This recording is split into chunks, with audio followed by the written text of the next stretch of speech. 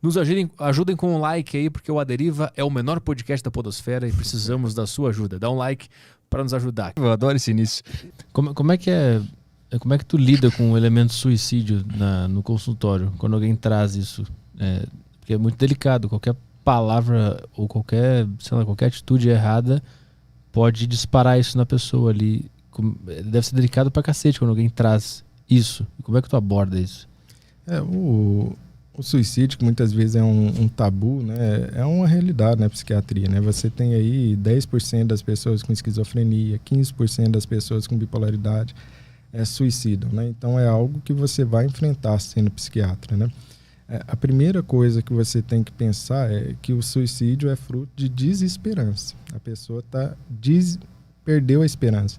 Porque o ser humano vive de esperança. Se você está numa situação muito ruim e você acha que aquela situação vai acabar e vai melhorar, você aguenta aquela situação. Se você está numa situação muito ruim e você não vê esperança de melhora, você acha que aquilo ali não vai melhorar, que dali é só piorar, aí você está num ponto muito perigoso. Tanto é que uma das perguntas que eu mais uso para avaliar o risco de suicídio é o quê? Você tem esperança de que isso vai passar? A maioria das pessoas vai falar, não, tá ruim demais, mas eu tenho esperança que vou melhorar, em algum momento eu melhoro. Quando a pessoa diz que não tem esperança, aí você tem um ponto delicado e um ponto difícil, que você vai precisar proteger aquela pessoa de alguma maneira, né? Ou chamando os familiares, né, para acolher e dizer do risco que aquela pessoa está correndo. Em casos mais extremos, você vai precisar internar, mas na maioria das vezes não, né? E outro ponto é não ficar tendo medo de falar para a pessoa se ela está pensando nisso ou não, né? Porque muitas vezes o pessoal fica cheio de dedo achando que se eu pergunto para a pessoa, você quer se matar? A pessoa vai dar ideia para a pessoa. Isso não existe, ninguém tem ideia. Sim. É uma atitude tão drástica, tão complicada, que a pessoa não vai ter uma ideia do nada porque você falou isso. Você precisa avaliar aquele risco que ela está submetida até para proteger essa pessoa. Uhum. E muitas vezes, conversando com a pessoa, protegendo ela através dos familiares, das pessoas que importam, isso é contornável. E a pessoa vai sair daquele momento de desespero e desesperança e vai melhorar e nunca mais vai tentar ou pensar em suicídio, né? O que é uma realidade, que é importante a gente dizer. 90% das pessoas que tentam suicídio nunca mais tentam novamente. Nunca mais, né? Por quê? Porque viram que isso foi algo no desespero e na desesperança, né?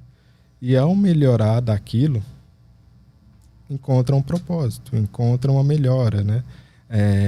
Nunca é algo que a pessoa está em sã consciência. Ela está sofrendo de alguma maneira, ou com a depressão, ou com qualquer outro tipo, né, de bipolaridade, ou esquizofrenia. Algo está acontecendo para ela considerar isso. Algo está acontecendo.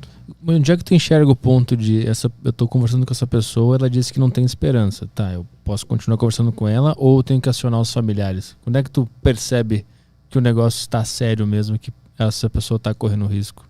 Se ela não tem esperança, está correndo risco. Aí tu já aciona. Se ela falou que não tem esperança, tu já procura familiares. A gente tem uma escadinha, que primeiro é o seguinte, é uma escadinha de gravidade, por assim dizer.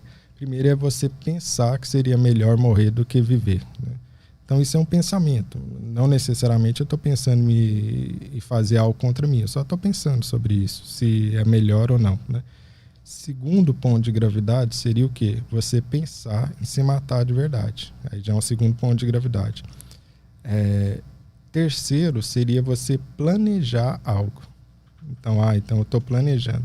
E quarto seria o planejar estruturadamente. Então vou fazer isso, depois aquilo outro, depois aquilo outro.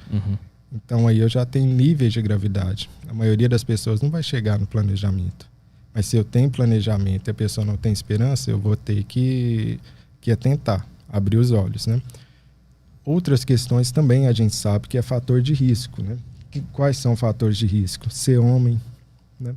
Mulheres tentam muito mais do que os homens, mas os homens se matam muito mais. O que justifica isso? Porque o número de tentativas aqui é maior e aqui, ao finalizar, é muito maior entre homens. porque os homens fazem tentativas muito violentas, né? Então, ou é arma de fogo ou algo do gênero, né? Muito graves, então não tem muita chance de escapar, né? De maneira geral. Então, o principal fator de risco, ser homem e o uso de álcool. A imensa maioria existe o uso de álcool junto, né? Talvez para retirar os freios, né? Talvez para retirar as inibições, né? Ou o impulso aumentar. E terceiro ponto seria se já tentou antes. Essa é uma grande ilusão que as pessoas têm, ou um desconhecimento que as pessoas têm de quem quer realmente faz, né? Isso é uma bobagem. Se a pessoa já tentou outras vezes, isso quer dizer que é um sinal de alerta importante que eu preciso tomar cuidado. Esse, na verdade, é o maior fator de risco que tem, né? Então, tem que montar um quadro sobre isso, né? Eu analiso se existe o planejamento ou não, analiso os fatores de risco, né? E aí chamar aquilo, né? Chamar a família, chamar outras pessoas, ou se tiver muito grave, internar para proteger a pessoa, porque vai passar. Se a pessoa é protegida, bem tratada no sentido com o medicamento correto, com o tratamento correto, aquela fase vai passar, ela vai ficar bem.